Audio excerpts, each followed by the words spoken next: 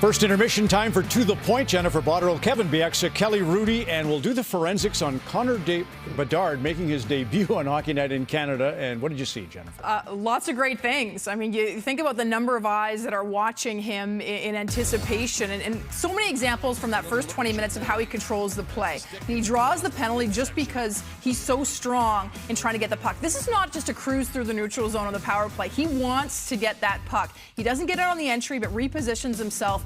And then again, he's just so determined to get himself in that right spot to regain possession. If you watch his movement, right, he knows when to accelerate at the right time, when he's going to look for a shot, when he's going to make the pass. But on every time he makes a pass, he's then setting himself up. And a nice little spin and deception, a little dangle toward the net. Doesn't quite get the finish, but right off the draw. I mean, Kevin, I know you always appreciate the way that he shoots the puck, but heads up the whole time, he's picking his corner. That was probably my favorite play of the first period. What a pass across the seam. But he's been dangerous in so many situations. And you guys, this shift for him, part of it was the 5-on-3. It was a 3-minute and 12-second shift. But he had no signs of he was going to go to the bench. He wanted that puck and was demanding it, controlling that play. And we're getting a snapshot of his toolbox. And what could be probably his greatest skill set is the power play. Like you see, 18-year-old player, 5-on-3, everything runs through him. So like you said, he demands the puck, but every set that they had involved him getting the puck and in motion like we see a Connor McDavid do, right? 18 years old, and they're running the whole power play around him. We'll zero in on his skating and his shot in the second period, Kevin. Toronto, I mean, you had him at 200 goals, Auston Matthews, and what a crummy prediction that was. He's on pace still for 246, right? If he gets one more tonight. And a little bit different, though, how he's scoring his goals. And last year, remember, he didn't have a great start to the season. How did he score goals before? You saw the shot from the flank, the shot to the half wall.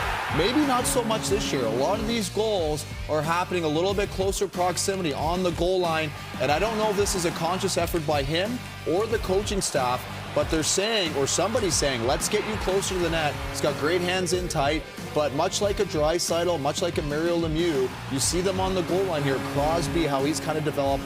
Crosby's not a half-wall guy anymore in the power play. He's the guy closer to the net. It's working right now for Matthews. You had a point, too, about the Nylander goal, and that is the toughness around him, maybe.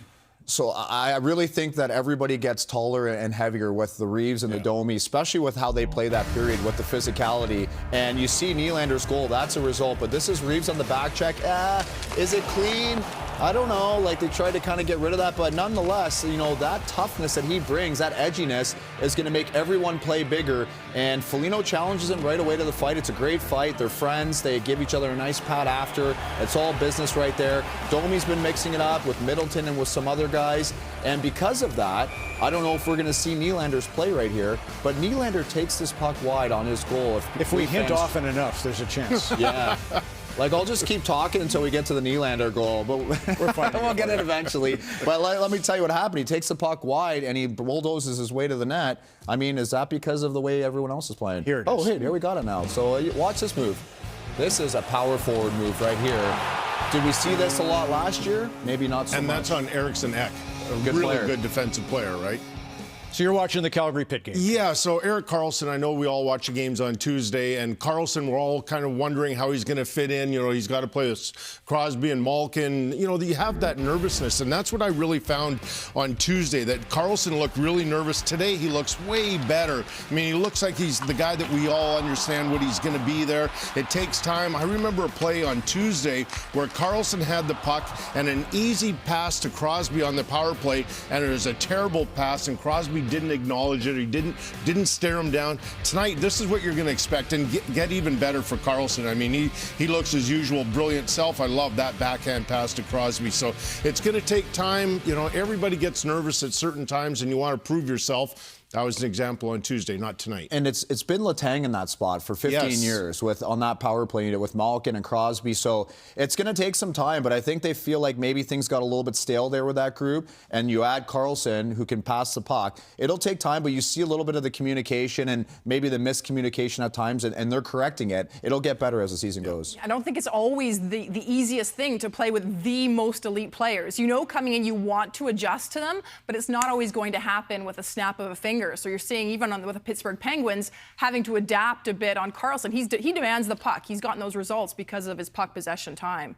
Kelly, Elias Lindholm, for me, of all the questions with Calgary, I know they made Backlund captain, great. Yep. We all love him, 34, played with Iginla. But I thought if Lindholm loses his way, if he becomes what Bo Horvat became over in Vancouver last year, kind of questions about his future, what do you think about him scoring the other? I don't think he's going to lose his way. I think he's going to find his way again. There was a different look about him again. And he's a really quiet guy, but he really wants his play to stand out for everything. I think there's a good chance he may sign there. Good.